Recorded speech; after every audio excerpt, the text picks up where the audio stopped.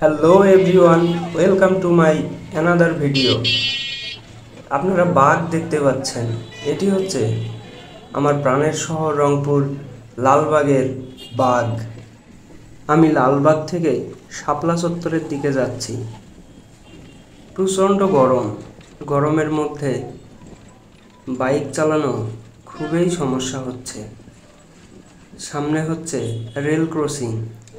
Lalbagh rail gate নামে পরিচিত। এই রেল ক্রসিং পার হচ্ছি। দেখেন, রেল ক্রসিং এর রাস্তাটা খুবই সুন্দর।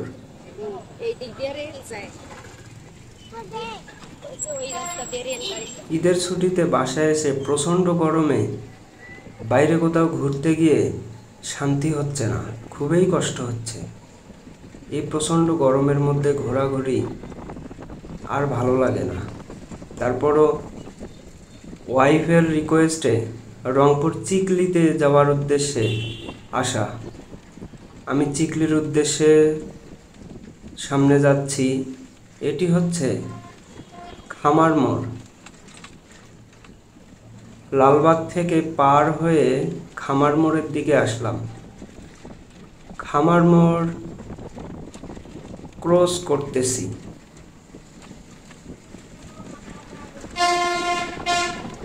আমাদের প্রাণের শহর রংপুর খুবই সাজানো গোছানো, খুব সুন্দর একটি শহর।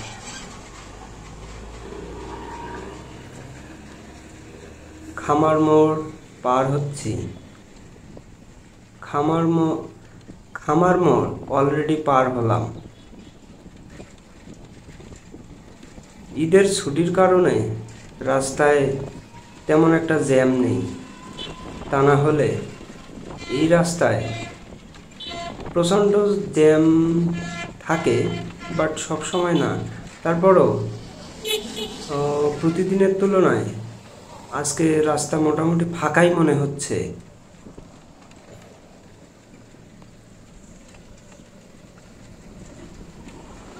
আমাদের প্রাণের শহর রংপুরের দৃশ্য তুলে ধরার চেষ্টা করতেছি।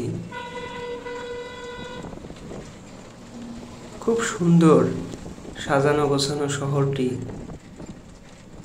খুবই সুন্দর।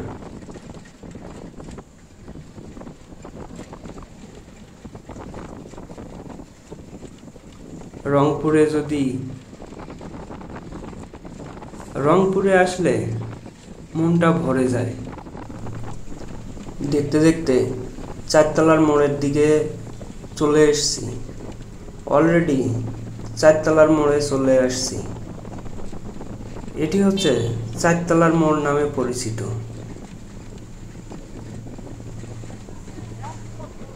রাস্তায় যানজট নেই,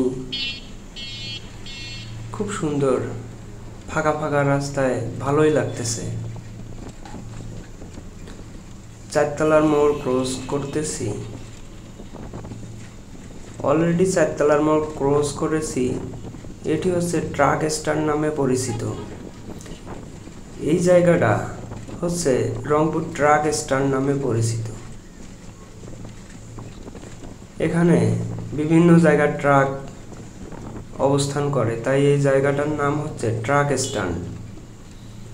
ট্রাক স্ট্যান্ড পার হচ্ছি।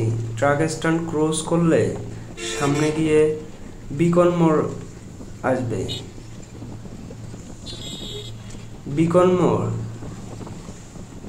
বিকন মোড়ের দিকে যাচ্ছি। আর একটু পরেই বিকন মোড়ে চলে যাব।